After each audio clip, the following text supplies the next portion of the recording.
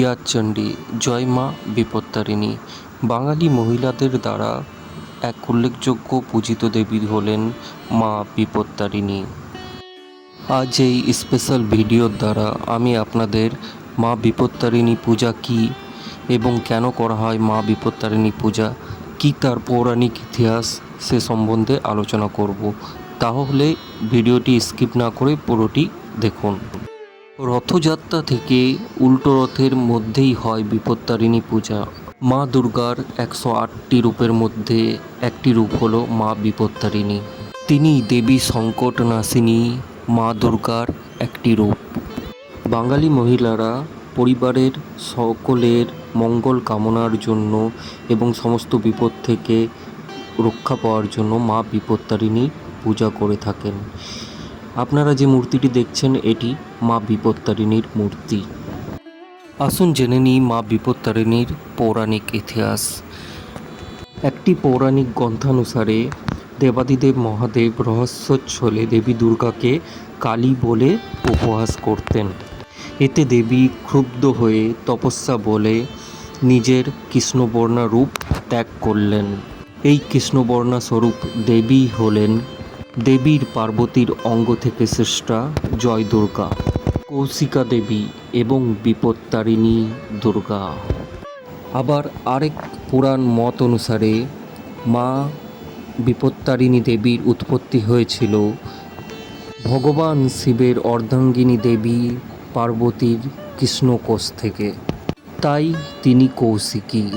পুরাণ মত অনুসারে শুম্ভ ও নিশুম্ভ নামক দুই অসুরের হাতে পরাজিত হয়ে দেবতারা হিমালয়ে গিয়ে মা মহামায়ার স্তব করেছিলেন। সেই সময় ভগবতী পার্বতী সেই স্থান দিয়ে যাচ্ছিলেন এবং দেবতাদের স্তব শুনে সেখানে দাঁড়িয়ে পড়লেন এবং তার শরীর থেকে তারই মতো আরেক দেবী উৎপন্ন হলেন। এই দেবী শুম্ভ নিশুম্ভ নামক দুই অসুরকে বধ করেছিলেন এবং তিনি মা বিপত্তারিণী রূপে জগতে খ্যাত। দেবী দুর্গার দুই রূপ মা বিপত্তারিণী এবং মা কালী। এই দুই দেবীর সামনেই বিপত্তারিণী ব্রত পালন করা হয়ে থাকে।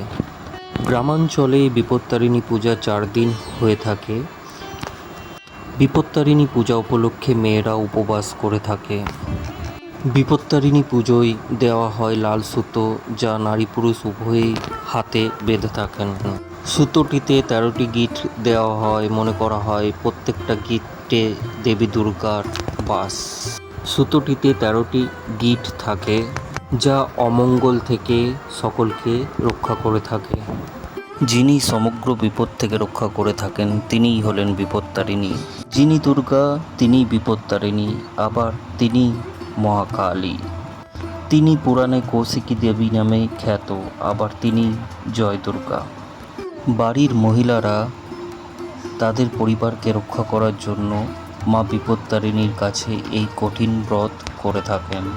দেবী বিপত্তারিণীকে পূজার মাধ্যমে বিপদ, দুঃখ, শোক এবং শত্রুতা থেকে মুক্তি লাভের আশীর্বাদ চাওয়া হয়।